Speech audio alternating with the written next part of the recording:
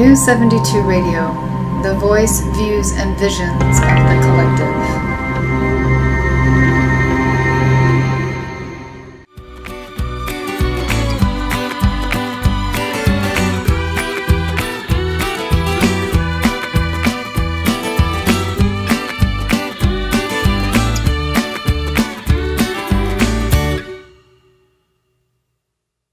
Welcome to Diva Talk. My name is Mary Burger, and I am broadcasting live from my home office in Vancouver, Washington.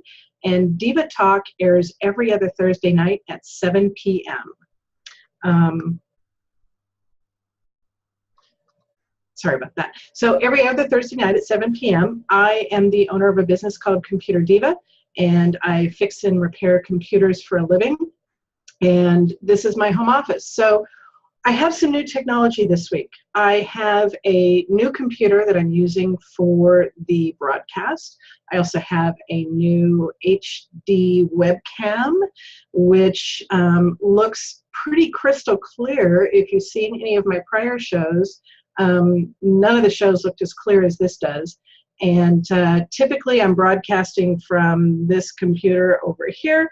And so my back is usually to the other wall, so you're seeing a wall that you normally don't see in my office. So this is my typical workspace over here, and where I'm sitting now is usually where I have my computers on the bench to fix and repair, but tonight I'm broadcasting from that space.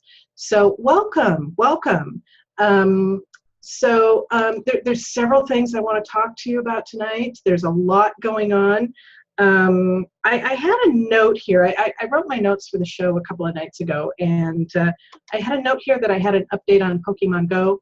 And I think it had to do with the fact that if you play Pokemon Go, I don't, but if you do, the Pokemon Go was programmed inadvertently, I think, to, it uses a Gmail account, and it was programmed inadvertently to access all of your information on Gmail, whether it be your email, your contacts, all your private information. I mean, it was pretty much wide open that the people who make Pokemon Go could have access to all of that data from your Gmail account, which was bad. So anyway, there's been an update that was released for Pokemon Go, and all of that has been shut off. And, you know, my philosophy is, if you have a smartphone and you have it connected to the internet with an account, you have given up all your privacy. So the fact that Pokemon Go had access to all this information, you know, to me, it's not a big deal. I don't play the game, but you need to know that, you know, that hole has been plugged. So anyway, that's my update on Pokemon Go. And that's all I have to say about it, because I don't play the game. So we have a lot of other things to talk to you about tonight. I have some lot of information on Windows 10 Anniversary Edition. I want to talk to you a little bit about Outlook and Office 365, and I want to talk to you a little bit about my new working hours and a couple of things that I've got kind of in the hopper for my business coming up soon. So with that said, let's kind of dive in. If anybody would like to call in and ask a question anytime during the show, you certainly can. The phone number for that is 415-762-9988, or you can also call 646-568-7788. And the show number is 850-237-265. We are broadcasting live, so feel free to call in with any questions that you have. So what do we have going on? There's a lot going on. So before I talk about my main topics for tonight, I just want to say that Diva Talk is produced by New 72 Media. They are a media company based in Portland, Oregon. Kelly Lair is the producer of the show, and she is working behind the scenes, and she is the technical guru. Without her, I would not know how to broadcast this show. So thank you very much, Kelly. And we kind of got a late start tonight because I had some new technology and we had a bit of a problem logging in, but we're all fixed now. So with that said, Windows 10 Anniversary Edition. So as you all know, Windows 10 itself was released on July 29th last year, 2015. And they gave everybody a year to upgrade their computers to Windows 10. If you had Windows 7, Windows 8.1, you can upgrade to Windows 10. They gave you a year to do that, and that deadline expired last Friday, July 29th. I was actually upgrading computers up until the deadline. I was upgrading computers that evening. I had a couple of clients that kind of waited till the last minute, and I said, okay, whatever, I'll upgrade you. And so I did, and it went smooth. And they gave you about 3 days rest before they then released Windows 10 Anniversary Edition. So happy birthday, Windows 10. I am a huge lover of Windows 10, and I think it's a great piece of software. And with the Windows 10 Anniversary Edition, it changes the game. It's a whole new ball game, and I have something in my eyes, so excuse me a minute. I have to take off my glasses. It's a whole new game for Windows software. Windows 10, according to Microsoft, is the very last release ever of a version of Windows software, their operating system. So they say that Windows 10 is it, and from now on out, they will just be releasing updates every year. And it's kind of the way things are going. Apple does the same thing with their OS X for their MacBooks, their iMacs, their MacBook Pros, the MacBook Airs, that whole line of computers. They've been running on OS X for, I don't know, 10, 11, 12 years now. And they release a major update every fall. But they don't change the name of the software. So Windows 10 is following suit, which is what Microsoft does with Apple anyway. They try and follow suit. So anyway, I love Windows 10. I think it's a great operating system. Windows 10 Millennium Edition, or Millennium, that was probably the worst operating system they ever made. Windows 10 Anniversary Edition is, I think it's going to be really good. They have made some changes to the operating system. They've made some changes to the start menu. They've made some changes to Cortana, which is the voice activated assistant. So I'll kind of run through the updates and give you an overall sense of the highlights of the software. I have loaded it on 3 of my computers now, actually 2 of my computers, and I'm loading it now on a couple of other computers. And, it's been really smooth. So anyway, so let's go through the list. So they have this new thing called the Activation Troubleshooter. Activating Windows software in the past has always been a nightmare. Apple does a really good job of it. The software is free. Anybody who has Apple hardware has access to the OS X operating system. You just log into the Apple Store on your device, and it's a no-brainer. And it's always yours to install, no matter what. And Windows is kind of leading up to that. I don't know if they'll ever actually get there, but they're leading up to it. So they have this new thing, what they call the Activation Troubleshooter. And apparently what it does is it allows you to tie your version of Windows 10 to your Microsoft account, as opposed to tying it to your actual computer. So in the past, if you had a computer, say with Windows 10, and you had to, maybe the hard drive died, you had to install a new hard drive.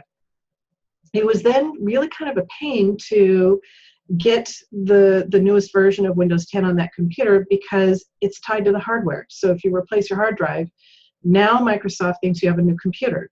So now they're trying to tie it to your Microsoft account. So I think that's going to be a really good thing for people. We'll see how it goes. So anyway, that is Activation Troubleshooter. Next, what they've done, I have on here Edge extension support. So Edge was the new browser that was released with Windows 10. Up until Windows 10, Microsoft used Internet Explorer. And Internet Explorer has traditionally been buggy, unsecure, bloaty, and runs really slow on your computer. So Microsoft decided to totally rewrite Internet Explorer. They did that for Windows 10, and they called it Edge. So when Edge was released with Windows 10, they released it with absolutely no extension support. And so what are extensions? Extensions are little plugins to the browser that allow you to bring more functionality into the browser. And typically, the hackers of the world, the people who make viruses, they tend to put not so nice extensions into your browser that will track what you're doing, track where you're going, and basically make your computer run really slow. So Microsoft thought, if we make Edge with absolutely no extensions, then we're keeping the browser experience a lot safer, which is true. I found, though, that over the past year using Windows 10, without extensions, really not a good experience. My antivirus software likes to have an extension in the browser to keep my browsing experience safe. And there's a lot of other extensions. That one that I use heavily in Chrome is a ad extension, which is an ad blocker. And it basically blocks the ads on the websites that you visit. And it's really handy. So Edge now has 12 supported extensions, one of them being ad blocker. They are all pretty highly used extensions, so they started out with the most popular ones and brought those into Edge. So now Edge has extensions. I still don't use Edge. I'm a Chrome person. I really like Google Chrome, so I have stuck with that. But Edge now has extensions if you want to use Edge. All right. Okay, so there's a feature out called Windows Hello. It's biometric authentication. And what that means is there's a lot of computers out there, especially the laptops, that have fingerprint recognition that allows you to scan your fingerprint when you set up the computer, and then when you log into the computer, you just swipe your fingerprint and it logs you in. Well, apparently now the biometric authentication is now usable in the Windows Store. So if you go into the Windows Store and you want to purchase something, you just swipe your fingerprint and you can purchase it. They were hoping to have that available in Edge if you wanted to go to websites that allow you to purchase things, maybe the Amazons of the world, what have you. But it wasn't ready yet, so it wasn't released in Windows 10 Anniversary Edition. So, anyway, that's that for that. Windows Ink. Windows Ink is a new feature that basically allows you to draw on your screen with the stylus. Very much like the iPad Pro with the Apple Pen. It allows you to draw on the screen. I just recently got my first touch screen computer. In fact, it's the one I'm broadcasting from. So I have not had a chance to test out Windows Ink. That may be a future show. But anyway, that is available. The next thing is Cortana. Cortana is the voice-activated assistant that was released with Windows 10 a year ago, and she has now apparently become much smarter, and she will allow you to do a whole lot more. It used to be when you installed Windows 10 or you booted up a brand new Windows 10 computer, you can decide whether or not you wanted to use Cortana. Well, that's not the case anymore. Cortana cannot be disabled. And what, I really don't like that. And there's a reason why I don't like that. In order to use Cortana, you've got to pretty much open up your computer to Microsoft. They basically want to track where you're going on the internet. They want to learn your habits, your browsing habits. And you give up a lot of your privacy when you use Cortana. And now you don't have the ability to disable Cortana. So I'm not a fan of that. I have never really used Cortana. You know, here I am, the Computer Diva, and there's a lot of features I don't even use. And you're probably sitting there saying, well, what kind of Computer Diva is she if she doesn't use these? And tell us about them. But I run a business. It's a really busy business. I'm extremely busy with my customers, and unfortunately, I have not had the luxury of learning a lot of these new features. So anyway, one of these days I will. Who knows? But so you can no longer disable her. But they now have a Cortana app for your Apple phone. For those of you, those 3 people out there who actually use an Apple or a Microsoft phone, they now have a Cortana app, so you can use it on the phone. And apparently they have the app for the Android and the iPhones. So if you really wanted to, you could download the Cortana app onto your Android or iPhone and use her on those. I'm not quite sure why you would want to do that, but you could if you wanted to. Okay, Start Menu. Start Menu has seen a few changes. I'd share my screen with you and show you the new Start Menu, but with the Zoom platform that we use for the broadcast of the show, I can't share my entire computer screen desktop. So I can't show it to you, but I can describe the changes to you. Nothing drastic, but what you need to know is when you click on the Start button in the lower left-hand corner, and that's the one that looks like a window, it has the 4 window panes. And I say this to you because I have a lot of clients who, when I tell them to click on the Start button, they have no clue what I'm talking about because it doesn't say Start, and it makes sense. So anyway, the button in the lower left-hand corner with the 4 window panes is your Start button. In Windows 7, it's a circle. And in Vista, I think it was a circle as well. And it might have said Start in Vista, and it might have said Start at some point in 7. But anyway, I digress. When you click on the Start button, there is no longer an All Apps menu. So it used to be, you know, remember back in Windows 7, you would click on the Start button and you'd get all programs. And you click on that and a window would pop up and show you all the programs that you have loaded on your computer. When they switched to Windows 10, they changed it from all programs to all apps. And they had the all apps button. So you no longer have that. Instead, what happens is that when you click on that Start button, you automatically are given the window of all your apps. And there's a little strip to the left of that that has all of your functions. So your power options are there to start, shut down, and restart.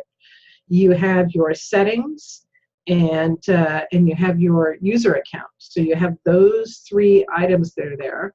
And then up at the top, you have another little button. I'm not sure what the function is. When you click on it, it hides the All Apps pop-up.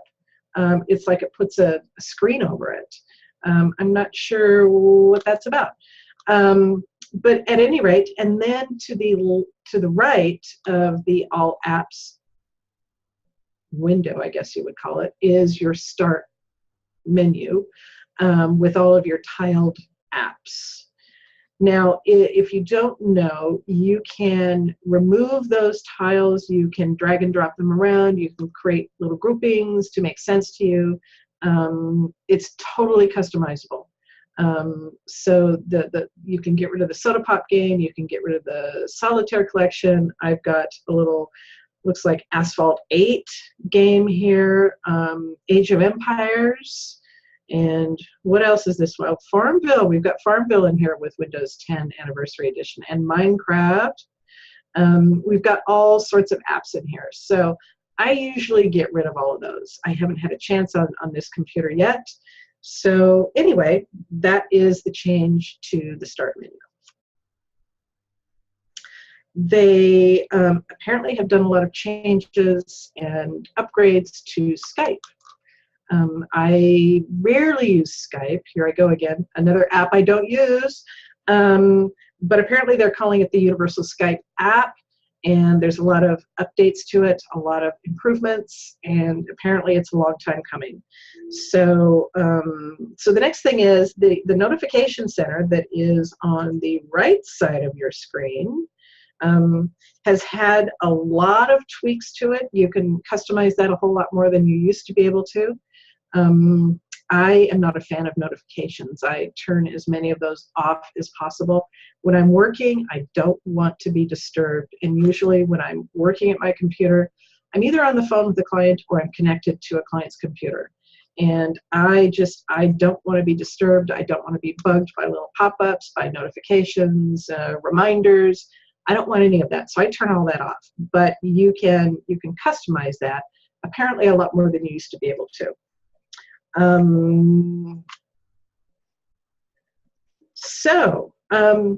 So I've upgraded a couple of computers. Windows Anniversary Edition was released on Tuesday, 2 days ago, and it was released at 10 a.m. Pacific time. So I was pretty much busy until about noon, and I took one of my test computers. It's kind of the laptop that you see right over here. I took that test computer and I upgraded it to the Anniversary Edition. Apparently, you're supposed to be able to go into the Windows updates and check for updates. And if the update is available for you, you're supposed to be able to download it right from there. I have not seen any of my computers yet who have been put in a priority status.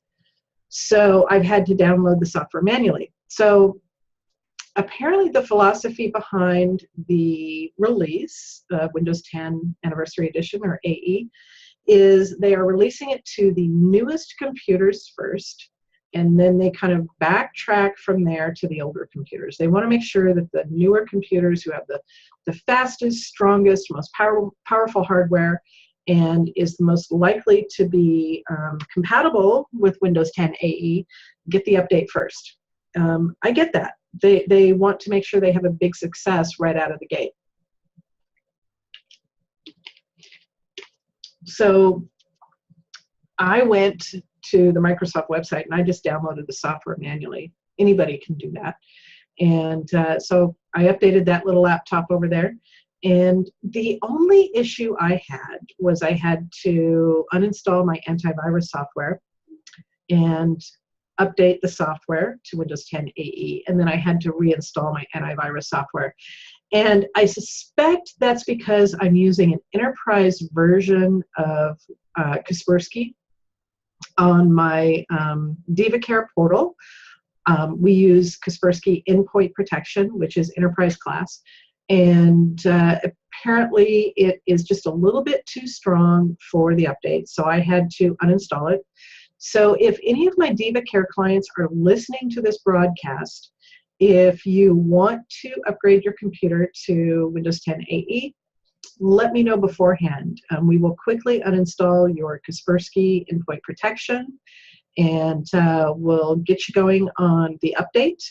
And once it's done, all you have to do is let me know, and I'll just pull the trigger on reinstalling the antivirus software, and it will be fine.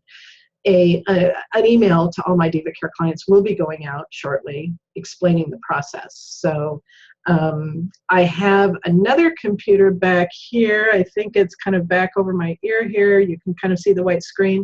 That is my assistant's laptop, and I picked that up this afternoon, and I'm in the process of upgrading that. And I just uninstalled the Kaspersky, about a half hour before the show. And so now I have to do the Windows 10 AE update and then install the Kaspersky. So it took on my laptop, my test laptop back there, it probably took about an hour for the entire process.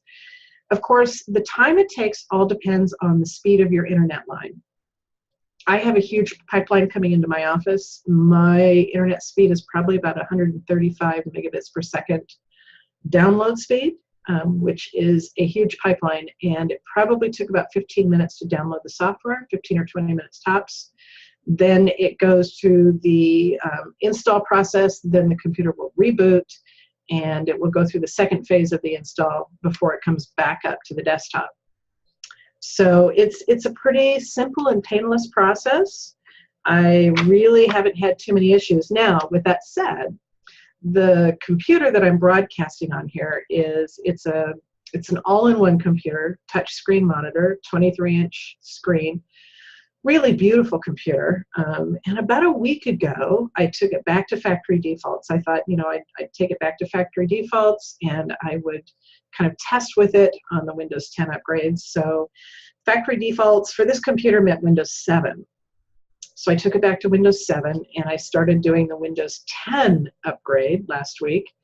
And it kept failing and kept failing and kept failing. It would get to 99% installed and it would just hang there. And it would hang for hours. One night I just let it go overnight, and the next morning it was still at 99%. So I didn't think before I started this process that what I should have done when I took it back to factory defaults, before I did anything, I should have installed all the Windows 7 updates. And I forgot to do that.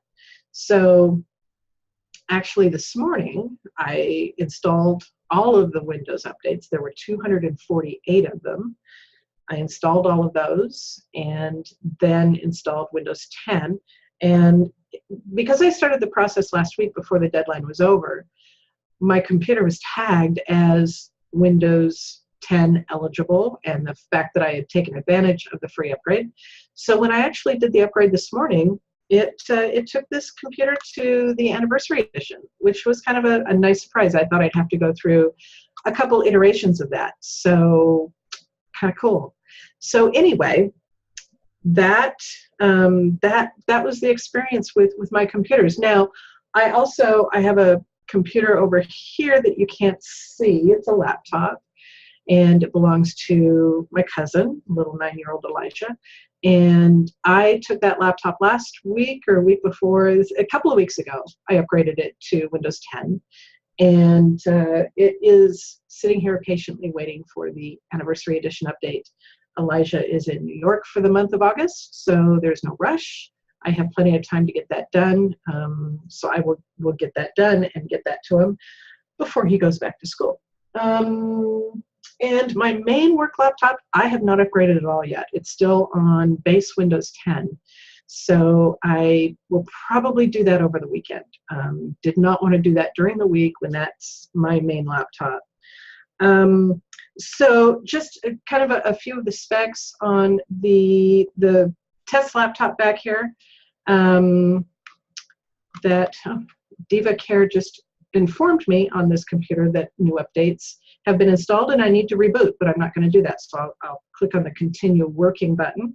So anyway, on my test laptop back here that I upgraded to Windows 10, it's a 3-year-old laptop, 3.5 years old. It's an Intel Core i7 processor. It's a top-of-the-line laptop, 8 gigs of RAM. Like I said, I just had to uninstall the antivirus, install the AE, and reinstall the antivirus, and I was good to go. That is an extremely powerful laptop, so it ran really quick. Now, this one I'm using here, it's actually probably about 4 years old. It's got an Intel Pentium processor, and it's only got 4 gigs of RAM. And so it took a little bit longer for the update, but the RAM kept up. The CPU kind of crunched a little bit, kind of dragged a little bit, but it's now on Windows 10 AE, and it seems to be running great. So started out at Windows 7. So Windows 10 and Windows 10 AE can really run on a lot of computers. So that is what I have to say about Windows 10 AE. It's only been out for 2 days, so there's not a whole lot to say yet. Apparently, if you missed the deadline, if you still have your Windows 7 or your Windows 8 activation keys, you can still download Windows 10 itself. If you're still on 7 or 8, you can still download Windows 10 and install it as long as you provide the activation key. Nobody knows how long that will be available, but it's certainly worth a shot. most people who buy computers, they're the activation key is built in. It's an OEM version of the software. So you really don't have a key unless you have a sticker on the side of your computer on the bottom of your laptop, which will have the activation key for Windows. You can give it a shot. So anyway, Windows 10. I love it. I highly recommend it. If any of you needs any help with the upgrade, just let me know. I'd be happy to help. The best way to do that is through a remote session, and we can get you all fixed up. So what I wanted to talk about next, I'm going to change subjects totally here, and I'm going to talk about Office 365. So what you need to know about Office 365 and email in general is there are basically 4 different types of email technologies.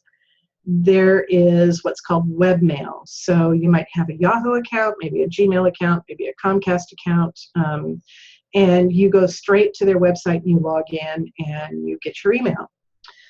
So that's your webmail variety. Then the next iteration would be a POP3 account. POP3 is much older technology, and it is used with mail clients such as Outlook, Thunderbird. It used to be used a lot in like the Windows Live Mail, the Windows Mail clients way, way back in the day. And basically it says if you set up your mail client in Outlook, I'm just going to use Outlook here for my example. Set up your mail client in Outlook. It's a POP3 account. And it basically means that Outlook is programmed to go out to the email server, grab whatever email is sitting on the server, bring it into Outlook, and either leave it on the server or erase it. You had that option. But everything is managed in Outlook. The email is sitting in a data file on your computer called a PST file, and everything is managed that way.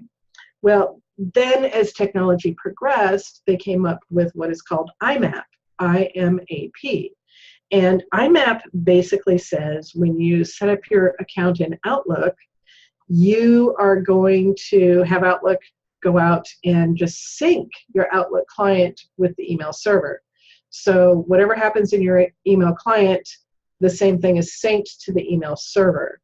And the huge advantage for that was now you have your smartphone and you set up your email account on the smartphone, and now it is also syncing with the server. So if you delete an email in Outlook, it also will delete it from your smartphone. Pretty cool technology. However, it's not without its issues.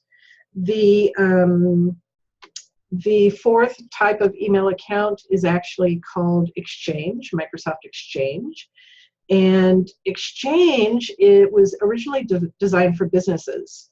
And you would have, in your office, you would have a separate physical server box called an Exchange server, and it would manage all your email and serve it out to all your Outlook clients.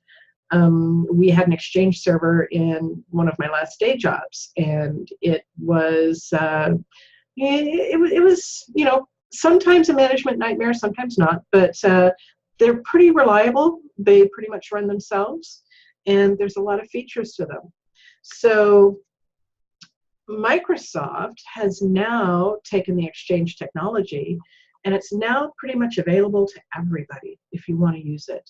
And the nice thing about Exchange is if you have a small business like mine and you have maybe just 1, 2, 3, 4 people, you can purchase a hosted Exchange account, and there's a lot of companies out there that actually resell that. And basically it gives you access to shared contacts, shared calendars, shared meeting rooms, and a whole host of services that you can only get in the past if you actually spent thousands of dollars for a Microsoft Exchange server to put in your office. So Office 365. So I'm going to kind of lead the subject of the 4 different types of email boxes and kind of segue into Office 365, and we'll kind of circle back to all of that. Office 365 started out as Microsoft selling its Office software on a subscription basis. And so you can pay so much per month or so much per year, and you would get all of the Office products on your computer. And it was just a subscription fee instead of going out and spending $200, $300, $400 for the software that you put on your computer that never gets updated. So with Office 365, you get access to that. And then they kind of threw in OneDrive, which is cloud storage. OneDrive, it used to have a different name, and I'm trying to remember what the name was. But anyway, they had to change the name for licensing reasons. Somebody else had license to that name, so they changed it to OneDrive. And so it's very much like Dropbox, if you have Dropbox. So they rolled in OneDrive, and then they rolled in email. So now you can not only get your monthly subscription or your annual subscription to the Office products along with OneDrive, now they throw in Exchange emails. So even the little people like me and a lot of my clients who are very small businesses, we can have these huge, huge business tools at a really low cost. And I've been reselling Office 365 to my clients for a while now. And it used to be I started out selling them hosted Exchange, which just gave them the Exchange service. I've been doing that for years. And then I've recently started reselling Office 365. And I have to say, it's an awesome, awesome product.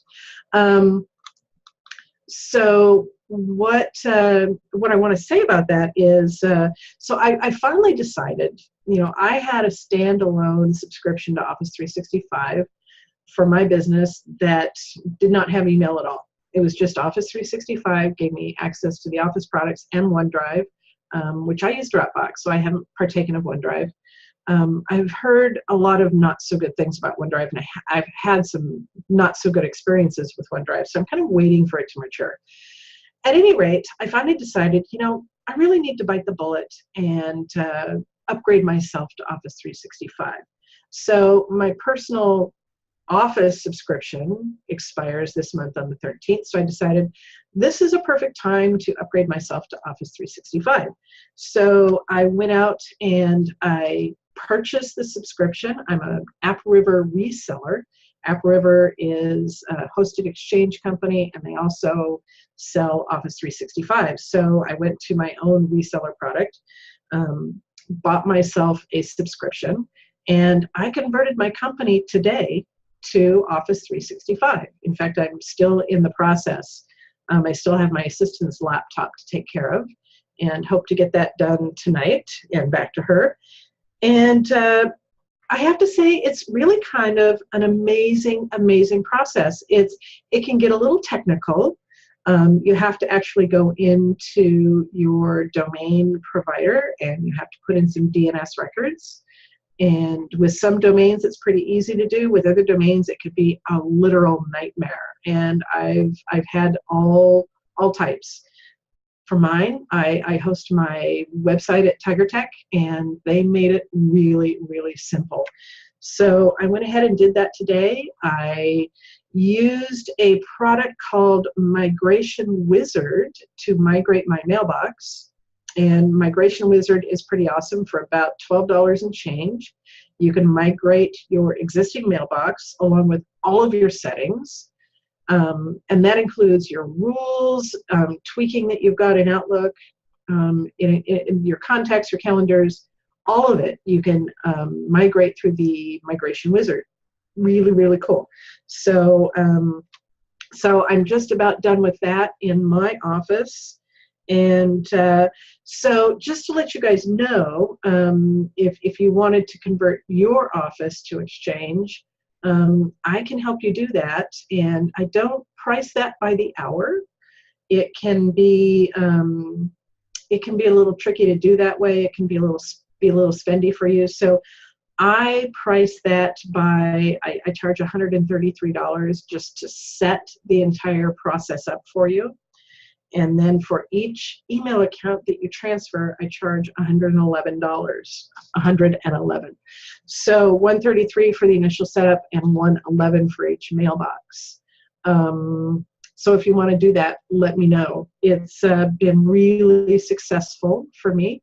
I've got several of my clients running on it. And the really cool thing about it is you get Office for your computer.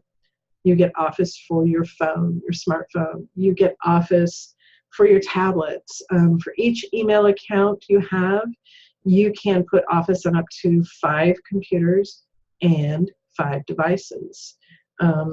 I have 3 computers sitting right here that I would immediately put it on. I've got it on 2. I still have to do the 3rd. I've got an iPhone. I've got an iPad. And so I have the need for all of that. So it's pretty cool. And my calendars sync between all of them. And the really cool thing is the Exchange calendar, the Microsoft Exchange calendar, will also sync with my main client database, where I have a calendar where I keep track of all my jobs. So the Exchange calendar syncs with Repair Shopper, which is the name of my software. So Office 365, pretty cool. Oh, the other thing they have is what they call OWA, Outlook Web Access.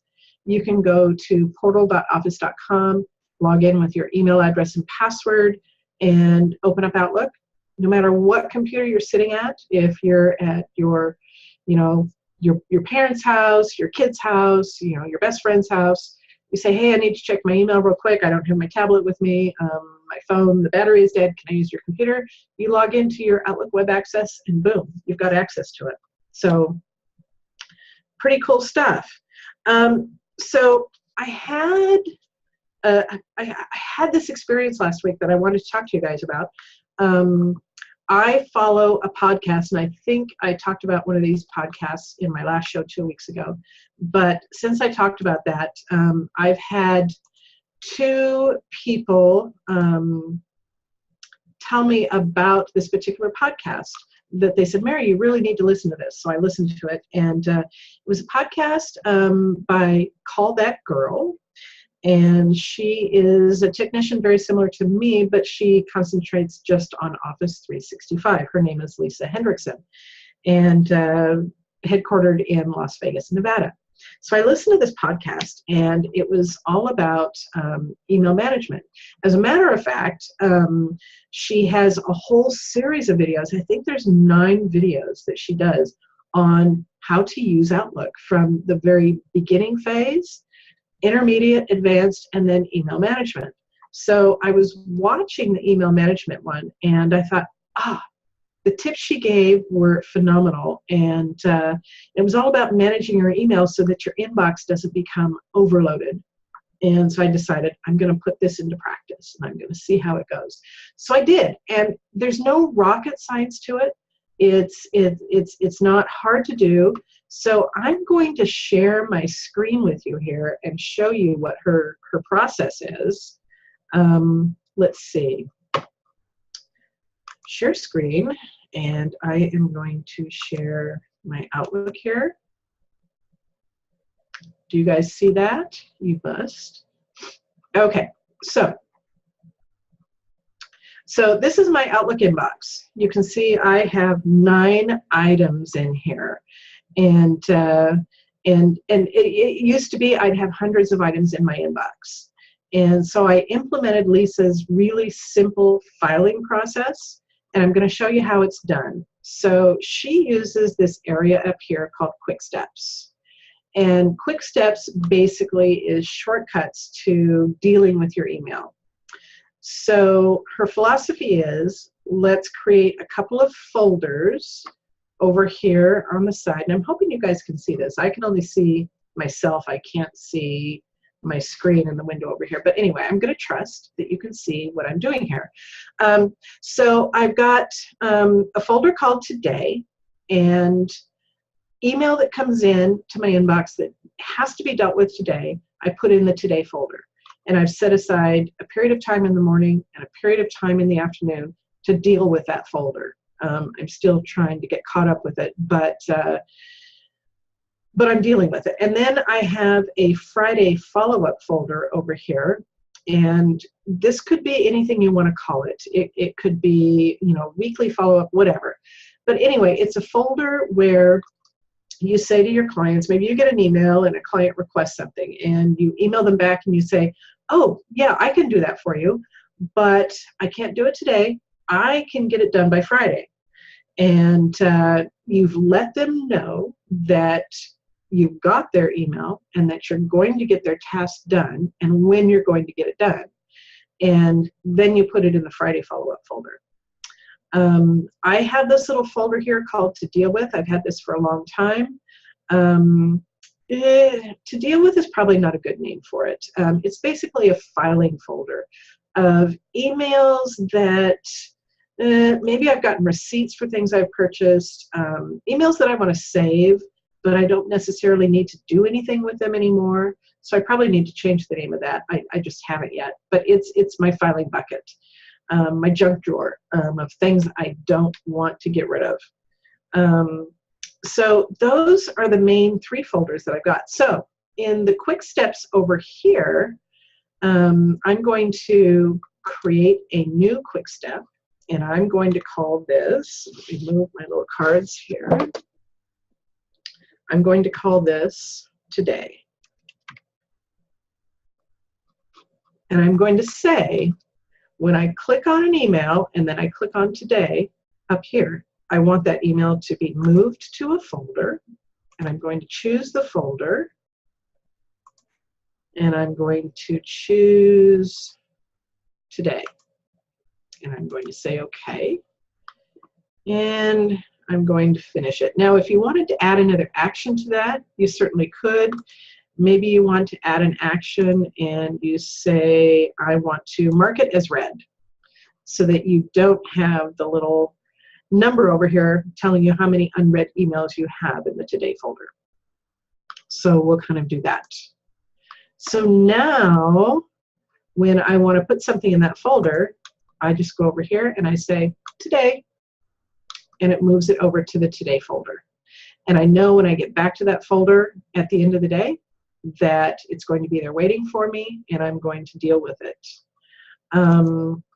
Then maybe I have, let's see, let's set up something for the Friday follow-up. So I'm going to say create new. I'm going to call this Friday. I'm going to move this to a folder.